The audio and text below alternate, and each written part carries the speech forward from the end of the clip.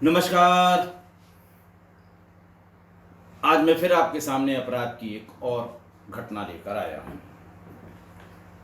आज के अपराध की घटना तो कुछ महीने पुरानी है, 1-2 महीने पुरानी है, लेकिन उसका खुलासा हालिया है, हाल फिलहाल का है।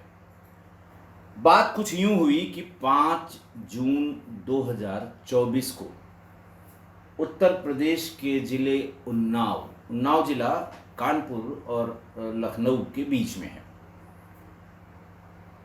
उन्नाव जिले के अजगैन थाना क्षेत्र में मुख्य मार्ग के पास के पुराने कुएं में एक व्यक्ति की लाश होने की सूचना राहगीरों ने अजगैन थाने को दी। कुछ बदबू सी आई, कुछ जो पशुओं को लेके लोग जाते हैं, उन्होंने ये नोटिस किया और फिर थाने को सूचना दी। थाने से थानाध्यक्ष और बहुत ढेर सारी पुलिस फोर्स आई मौके पे। फायर ब्रिगेड की गाड़ियों को बुलाया गया। फायर सर्विस के कर्मचारियों की मदद से उस लाश को बाहर निकाला गया। लाश की गर्दन कटी थी, शरीर पर बहुत ढेर सारे शार्प्ड एज्ड वेपन्स के निशान थे। शव विकृत हो चला था, 1-2 दिन पुराना लग रहा था। पुलिस ने उसे काफी देर तक खुले में इसलिए रखा कि शायद कोई पहचान ले। तमाम मशक्कत के बाद भी उसकी पहचान नहीं हो पाई, बिल्कुल नहीं हो पाई। पहचान न होने पर लाश का पंचनामा किया गया। पंचनामा करके उसे पोस्टमार्टम के लिए भेज दिया गया। उसकी तमाम फोटो अखबारों में प्रकाशित की गई। कई दिनों तक कुछ भी पता नहीं लगा। सीसीटीवी की फुटेज और तमाम चीज़ों का सहारा लेकर पुलिस हल्का हल्का पहुंच ही रही थी, तब तक ये सूचना आ गई कि इस व्यक्ति का नाम नदीम है। इसकी उम्र 28 वर्ष है और वो कानपुर के अहमद रेजिडेंसी इफ्तिखाराबाद का रहने वाला है। अनवरगंज में इसकी कपड़े की दुकान है। पुलिस ने इस सूचना को वेरीफाई करने के लिए इफ्तिखाराबाद पहुंचकर उसका घर ढूंढा और घर में उसकी मां और कुछ और लोगों से पूछताछ की गई। सबसे पहले पुलिस ने नदीम का मोबाइल नंबर मांगा, क्योंकि मौके से कोई मोबाइल बरामद नहीं हुआ था। मोबाइल नंबर उसकी मां का भी मांगा गया, बल्कि मोबाइल ही पुलिस ने ले लिया और लेकर ये देखा कि उसका सारा डाटा इरेज किया हुआ है। पुलिस को थोड़ी सी जो शक शुबहा होता है इस तरह के आचरण व्यवहार पर, वो पुलिस को शक हुआ। उन्होंने पूछा क्यों, तो उन्होंने कहा वो पानी में गिर गया था और फिर जब मैं उसको बनवाने ले गई तो सारा डाटा उसका उड़ गया। पुलिस ने पूछा कहाँ बनवाने ले गई थी, तब उसने कहा कि नहीं, वो हमारे यहाँ एक लड़का आया था और उसी को दे दिया था। वो कहाँ बनवाया ये वो बता सकता है। वो लड़का कहाँ का है, बोले नहीं मोहल्ले का है, उसका घर मैं नहीं जानती हूँ। पुलिस को और शक हो गया। बहरहाल पुलिस उस फ़ोन को ले गई और डाटा रिकवरी टूल से क्राइम ब्रांच के लोगों ने उसका लॉस्ट डाटा या इरेज्ड डाटा रिकवर कर लिया गया। कॉल लॉग में व्हाट्सएप कॉल जिस शख्स से सबसे ज़्यादा हुई थी उसके बारे में महिला मृतक की मां आरिफा से पूछताछ हुई। उसने बताया कि साहब ये अजमेर के हसन अली खान हैं और मेरी इनकी दोस्ती है, इनसे मेरी बातचीत होती रहती है। पुलिस ने उसको हिदायत दी कि आप हसन अली खान से कतई कोई बातचीत नहीं करेंगी। इस बीच में पुलिस की एक टीम रवाना हो गई अजमेर के लिए। अजमेर में जैसे उस महिला ने बताया था, हसन अली खान की गिरफ्तारी हो गई। या उनको डिटेन किया गया। डिटेन करके उन्हें कानपुर ले आया गया। उन्नाव की पुलिस उन्हें ले आई। कानपुर में उससे पूछताछ होने लगी। दरमियान पूछताछ उसने कोई बहुत बड़ी लीड पुलिस को नहीं दी, बल्कि ये बात भी छिपा गया कि उसके आरिफा से कोई संबंध है। अलबत्ता पुलिस ने जब ये पूछा कि एक एक दिन में 20-20, 25-25 कॉल, एक एक घंटे की वीडियो कॉल और व्हाट्सएप कॉल ये किस लिहाज से की जाती रही है, या तो आपका उनका व्यापारिक संबंध है, व्यापार के संबंध में आप बातचीत करते हैं, या फिर दोस्ती है। पुलिस को मामला कुछ कुछ समझ में आने लगा। किसी की समझ में आएगा, आपकी भी समझ में आ गया होगा। पुलिस ने फिर थोड़ा सा उनकी आओ भगत की, खातिरदारी की। थोड़ी देर में उन्होंने कहा कि साहब बिल्कुल आप सही सोच रहे हैं, मेरे आरिफा के संबंध थे। इनका बेटा आरिफा की जो प्रॉपर्टी आरिफा बेचना चाहती थी उसका विरोध करता था। आरिफा ने मुझसे कहा कि जब तक बेटे को रास्ते से नहीं हटा देंगे हमारा तुम्हारा मिलना नामुमकिन है। लिहाजा मैंने एक किराए का हत्यारा या किराए का अपराधी ढूंढ के निकाला।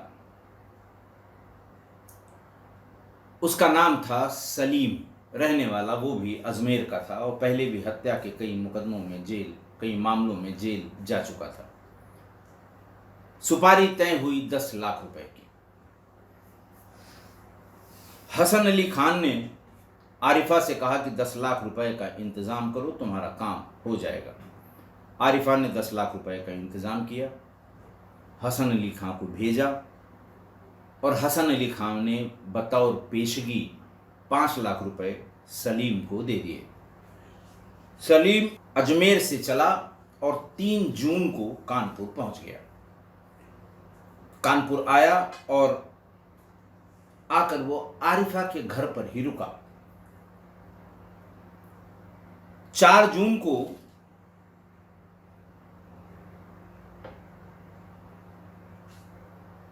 आरिफा ने अपने बेटे नदीम यानी मृतक नदीम से ये कहा कि हमारे जानने वाले हैं, दूर दराज के रिश्तेदार हैं, ये आए हुए हैं और इनको कानपुर घुमा दीजिए। परेड पर वो किसी से मिलने गए हैं, अभी थोड़ी देर में आ रहे होंगे और इन्हें लेकर और घुमा दीजिए कानपुर शहर। ये कानपुर के लिए बिल्कुल नए हैं और ये कानपुर देखना चाहते हैं। तो खैर उसको लेकर वो गया। 3 जून को आ गया था, 4 जून को वो वहाँ से निकला और उसे बिल्हौर मकनपुर ले गया। वहाँ का जो पुरानी चीज़ें हैं वो दिखाईं और 3 तारीख को उसने ये प्लान किया था कि जब हम घूमने जाएंगे और कहीं सुनसान मिलेगा उसी समय इसकी हत्या कर देंगे। लेकिन ऐसा सिलसिला नहीं बन पाया कि वो अकेला हो, कोई देख न रहा हो और उसकी हत्या कर सके। तो 3 तारीख को लौट आया। 4 जून को वो सुबह बाइक से निकले। पहली बार कार से गए थे, फिर उन्होंने कहा कि नहीं बाइक से चलेंगे, आराम से घूमते टहलते चलेंगे। 4 जून को सुबह नदीम बाइक से सलीम को लेकर देवा शरीफ घुमाने के लिए निकला। रास्ते में इन लोगों ने बैठ के लखनऊ कानपुर हाईवे के किनारे दोनों रुके और वहाँ पर सलीम ने कहा भाई मुझे चरस की आदत है, मैं चरस पीऊँगा तब आगे चलूँगा, और मैं तो ये कहूँगा कि थोड़ी चरस तुम भी लगा लो।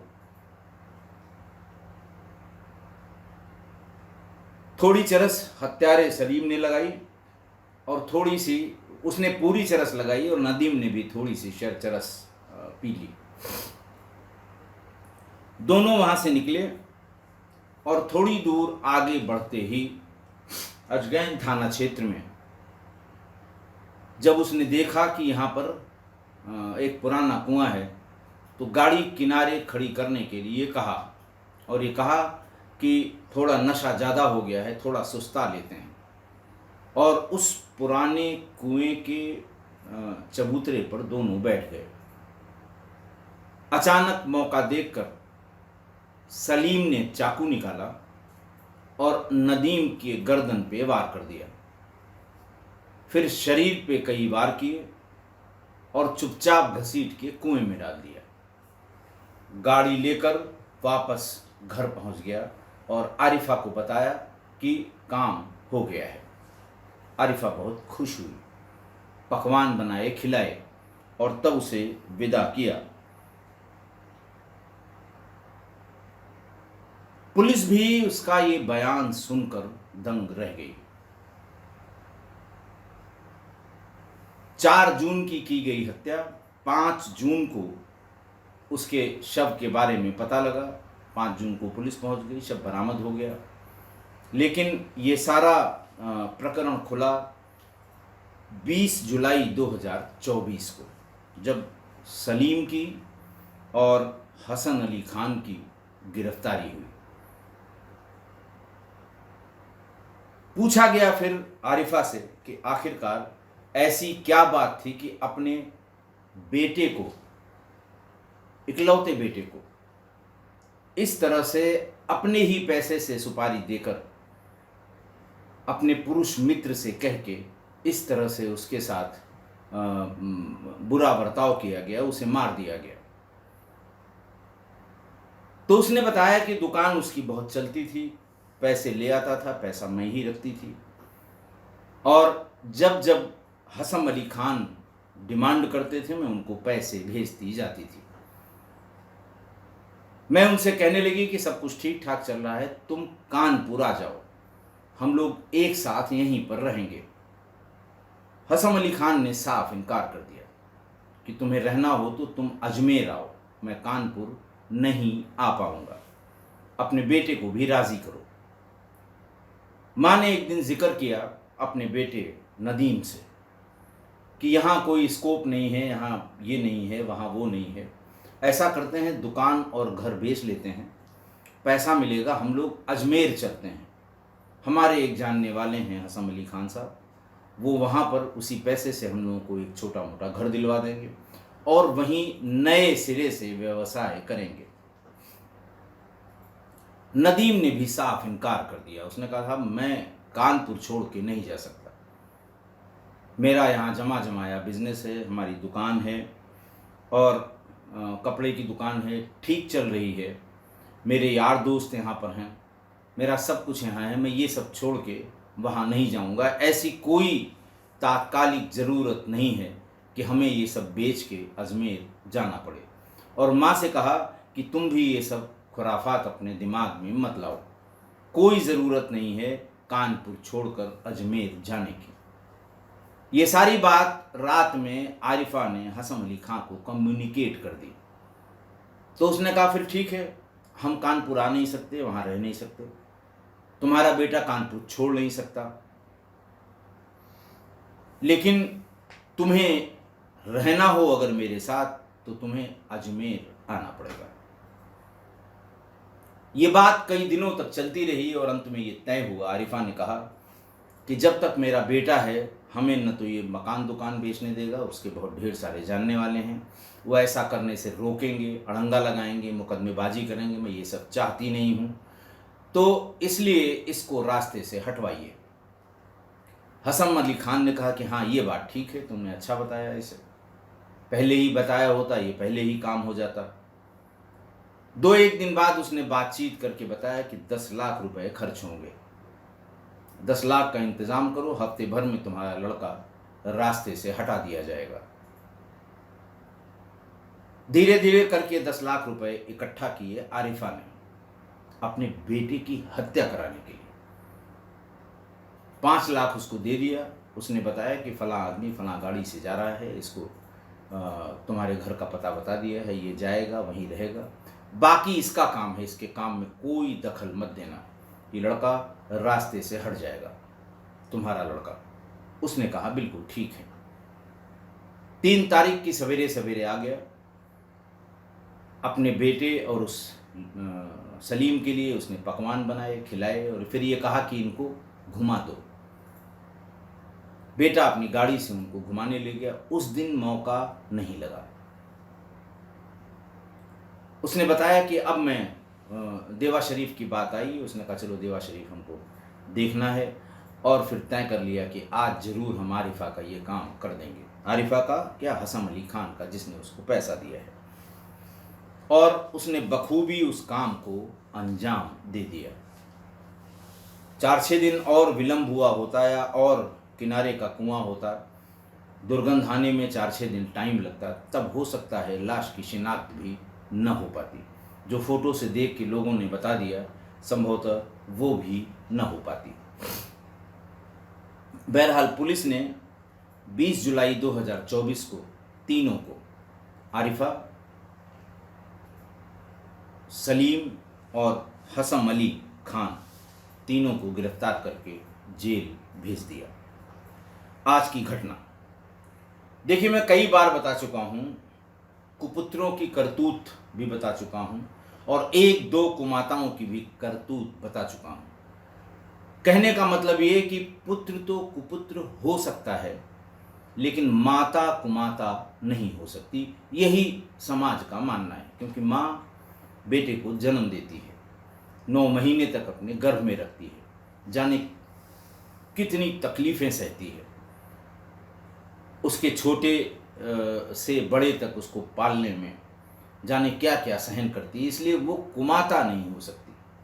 पुत्र तो थोड़ा बड़ा हुआ, पैरों पे खड़ा हुआ और फिर अपनी मनमानी कर सकता है। हो सकता है वो माँ की तरफ ध्यान न दे, हो सकता है वो माँ की बेइज्जती करे, हो सकता है माँ को पैसे न दे, हो सकता है माँ को छोड़ के चला जाए, कभी लौटे नहीं हाल चाल लेने के लिए भी, लेकिन माता ऐसा नहीं कर सकती। यही मानना है और यही सामाजिक नियम है।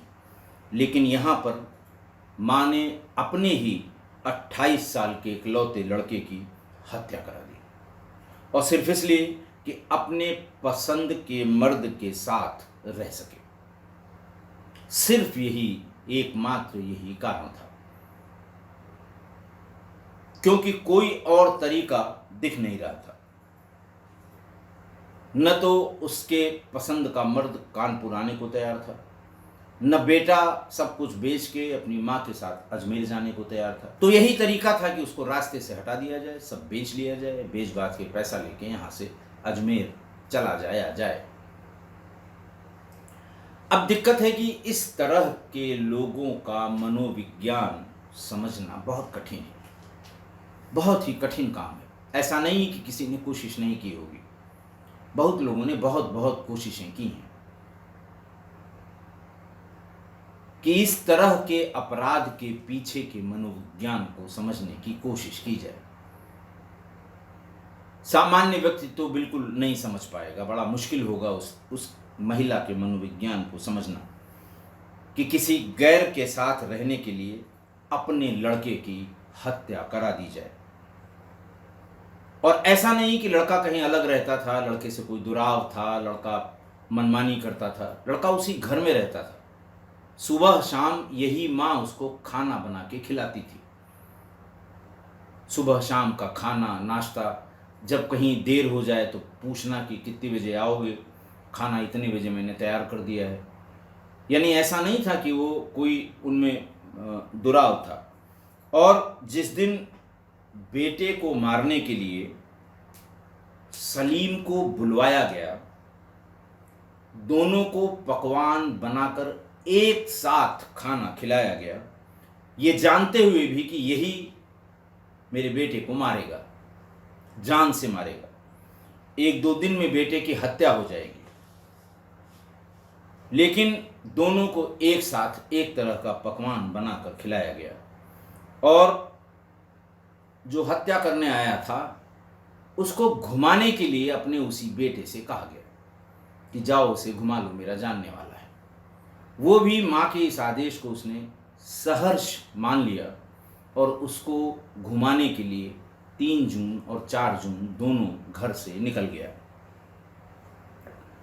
और जब वो हत्या करके आया तो उसके हत्या करके आने पर फिर इसी आरिफा ने, इसी माँ ने उसे पकवान बनाकर खिलाए और उसे दिल से धन्यवाद दिया कि तुमने काम बड़े सफाई से किया है, किसी को पता नहीं लगेगा।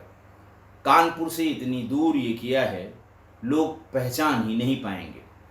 4-6 दिन में सब चीज़ें शांत हो जाएंगी। हम इत्मीनान से अपना घर मकान बेचेंगे, पैसा इकट्ठा करेंगे और जोधपुर चले जाएंगे।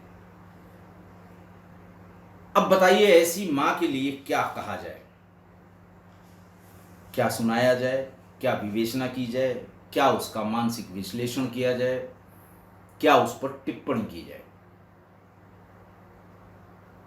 मुझे तो नहीं सूझ रहा है कि मैं उसके बारे में क्या कहूँ आपको, क्योंकि कुछ कहने लायक है ही नहीं। और मैं भी स्तब्ध हुआ था जब मैंने इस अपराध के बारे में पढ़ा था। बिल्कुल स्तब्ध हो गया कि अरे बाप रे। चलो ठीक है, कुछ लड़के नालायक निकल गए, माँ को तकलीफ़ पहुँचाई, माँ से रिश्ते नाते तोड़े, माँ की भी कोई गरज रही हो तो फिर किसी से कह के उसको नुकसान पहुँचाया। यहाँ तो जैसे वो कलेजे के टुकड़े को पाला जाता है उस तरह से पाला पोसा, साथ रखा, खिलाया पिलाया, लेकिन बेटे को भी ये हवा नहीं लगी कि ये आदमी मुझे मारने के लिए बुलाया गया है। तो यही कह सकता हूं ऊपर वाले से कि ऐसी निष्ठुर और अपराधी मां किसी बच्चे को न मिले। कभी जान ही नहीं पाएगा, वो सोच भी नहीं सकता कि मेरी मां ऐसा करेगी। इसलिए इस तरह की निष्ठुर, पापी और अपराधी मां किसी बच्चे के नसीब में या उसकी ज़िंदगी में ना आए। आशा है आप मेरी इस बात से सहमत होंगे। आज के लिए इतना ही। बहुत बहुत धन्यवाद।